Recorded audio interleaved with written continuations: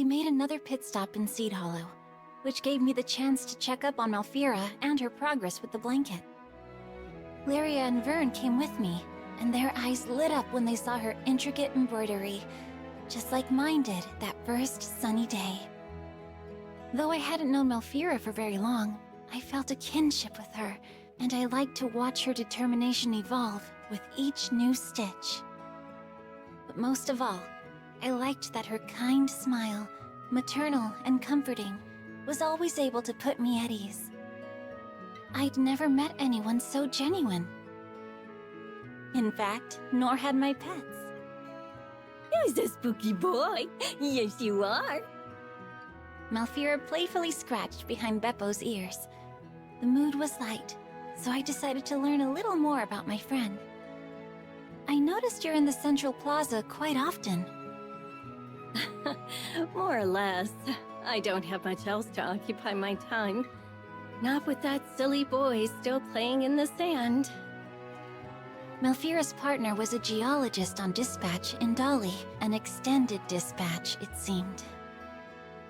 Dali was an island of deserts, with bitterly cold nights. To Malfira, a cozy blanket seemed the perfect way to combat the harsh environment. Maybe it won't be necessary. He's coming back for a visit on the Airbus next month, and I'm about to burst with excitement. Her joy should have been infectious. Try as I might to put on a brave face, my heart sank at her words. The Airbus from Dali? Of course.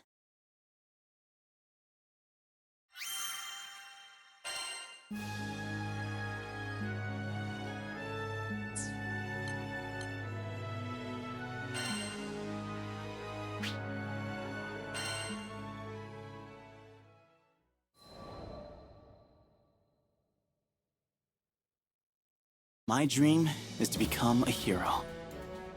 I know, kind of stupid, right? I get that you can't just snap your fingers and poof, you're in a cape with your first initial plastered over your chest.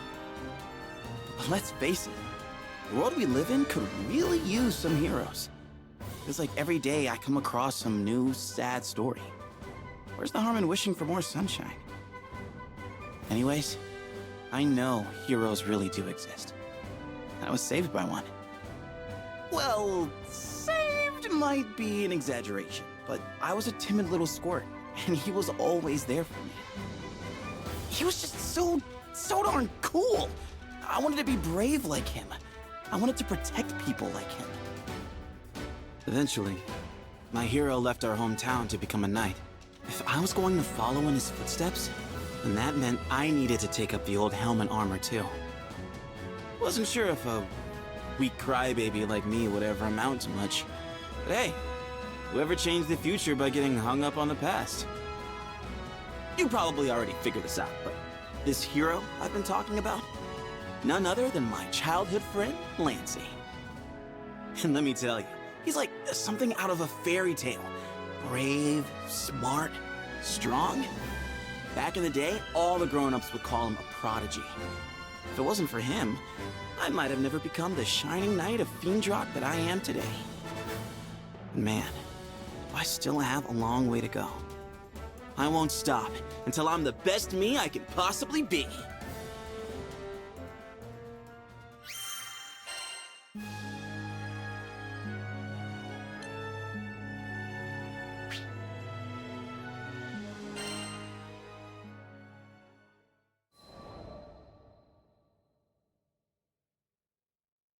Here's a story from way before I became vice captain of the White Dragons.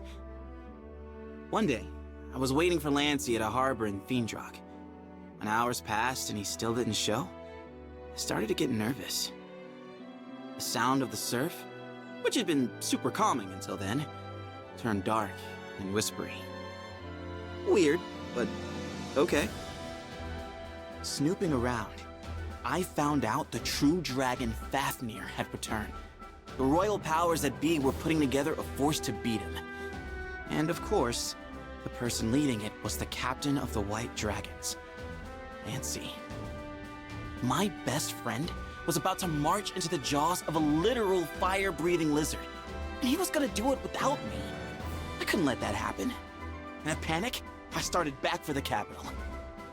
So there I was, rushing along, worried half out of my mind, when I met the Grand Cypher's captain for the first time.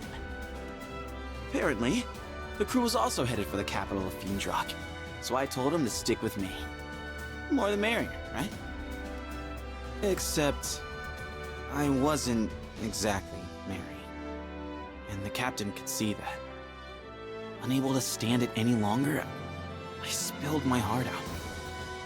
I talked about the divide between me and Lancy. About how all I ever wanted was to be there for him, on and off the battlefield. For every baby step forward I took, Lancy soared. I was weaker than him, ranked lower than him. I wasn't enough. And this whole Fafnir business had just driven everything home. Everyone had immediately gone to Lancy, asking him to lead the way, save the day. On the other hand, I didn't get so much as a backwards glance, so I was just some random foot soldier. But I didn't get to whine, for my best friend was out there risking his life. I needed to stop feeling sorry for myself and put in the work so I could start feeling proud instead. Lancy's a born fighter and a genius. He's also human. The pressure on him is crushing. I had to get strong enough to support him. Hearing this, the captain asked if I wanted to join the crew. Of course, I would never quit the White Dragons, but maybe a temporary change in direction was what I needed. I'd run myself into a rut. New scenery, fresh perspective, all part of a healthy breakfast for a growing boy like me. So I took the offer, determined to go back to the White Dragons bigger and better than ever. But I digress. Back to the Fafnir problem. All you really need to know is, it spiraled way out of control. The fate of the kingdom hangs in the balance kind of stuff. Thanks to Lancy and the captain, Fiendrock managed to find its way back to normalcy. Me? I'd been changed forever. Though we'd been fighting a dragon, I ended up learning a lot about people. Strengths, weaknesses, what scared us, made us tick. Had some people pass out of my life and others come into it. My eyes were open to a lot of things, and not all of it pretty. But I'll take it. Because it's the sum of our experiences, the good and the bad, that make us who we are.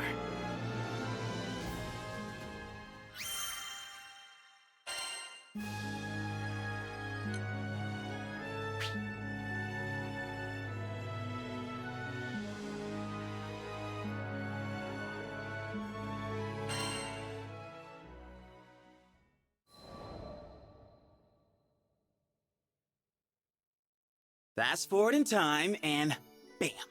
Your boy Vane's vice captain of the White Dragons. Took big dreaming, a lot of hard work, and a hefty helping of best friend anxiety, but I got there. Now, don't get me wrong, rank, titles, all that stuff's just words, you know? What kid doesn't like getting a gold star? And this was a big, shiny gold star that said, "Congratulations, you're on your way to becoming a hero." Plus, now I got to be part of all the important security meetings. If Lancy needed help, I'd be the first to know. For once, I was feeling pretty confident in myself. Vice captains have it tough, but I was more than happy to do the work. It wasn't all smooth sailing, though. After a few months, some nasty rumors began circulating through the barracks. People were saying I got my job through nepotism, just because I was friends with Lancy. It was kind of a dark time. I'd been trying to come up with things that I accomplished when I realized there were none. At least, nothing that I'd accomplished on my own. This whole time, I'd just been riding on other people's coattails. The captain, as always, lent me a shoulder to cry on, and we agreed to meet up again in a few days. But when the time came, two, burlier figures were standing beside the captain, Siegfried and Percival. They were there to spar with me and judge, once and for all, if I deserved to be vice captain of the White Dragons. I definitely teared up a little. These were two of the people I looked up to most in the world. They could take whatever I threw at them. My hopes, my insecurities, the lessons I learned. I put everything I had into that battle. And in return, Siegfried and Percival gave me everything they had. Fighting the two of them was as intense as you'd expect. But once I got over my throbbing calves and aching deltoids, I felt really lucky. I had good people looking out for me. They showed me how far I'd come, and I could go the distance. I went back to the castle determined to hide everything from Lancey. He had enough on his plate. But you know how best friends are. Trying to keep secrets from them is like trying to hide an onion in a muffin. He cornered me. So, with nowhere left to run, I spilled the beans. Told him how the rumors had drained my confidence, and I didn't feel good enough to be his vice captain. Or his best bud. I felt horrible. I had the greatest friends in the skies telling me they believed in me. And still, I couldn't believe in myself. Lancey waited for me to get everything off my chest before speaking. Bane, I recommended you for vice captain because I considered you the most qualified. The motion passed because the king and the White Dragons felt the same way. And just like that, a weight was lifted. Seems like all I really needed was to know my best friend trusted me. And now that we re-established this trust, there was only one thing left to do. Beat each other silly. We snuck out to the training grounds in the middle of the night and sparred until our legs gave out. Then, we lay spread eagle on the ground, looking up at the stars. Those little twinkling dots were so inspiring. They're out there, a gabillion miles away. But still, their light manages to reach us. My dream of becoming a hero might be far off. But if the stars can make the trip, so can I.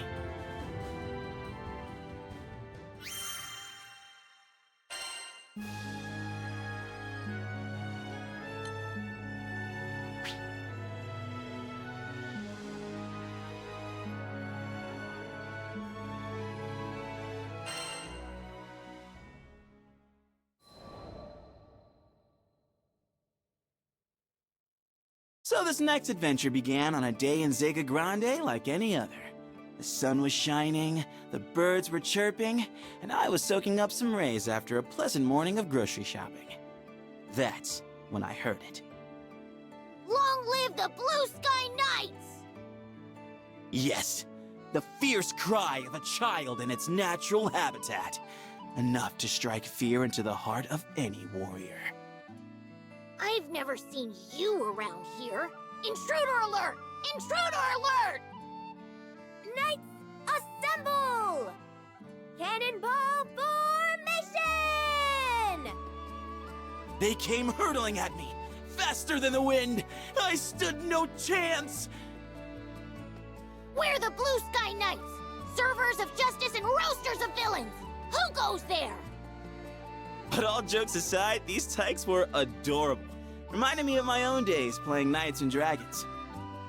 With both hands in the air, I thought long and hard about how to respond. I for sure didn't want to pull out my usual, "I'm Vane, Vice Captain of the White Dragons." I mean, capturing a real knight while playing make-believe could be an awkward sitch for the kids. But it also wouldn't be right to lie. Then, a candle lit up over my head. I'm Vane, the wayfaring chef. Wait, you're a chef? That means you're an expert at brewing stews and baking pastries, correct? I blinked. I hadn't expected such an energetic response. What? Oh yeah, And I've got the proof right here. I pulled out a bag of cookies, which may or may not have been meant for Vern and Lyria, but they'd understand, right? I'll bake them some more. Anyways, passed out the cookies, and in the space of a few bites, the tots were leaping around like it was their birthday. And yes, before you say anything, I do realize that bribing the future defenders of our sky with munchies might not have been the best for character building. But you should have seen their smiles.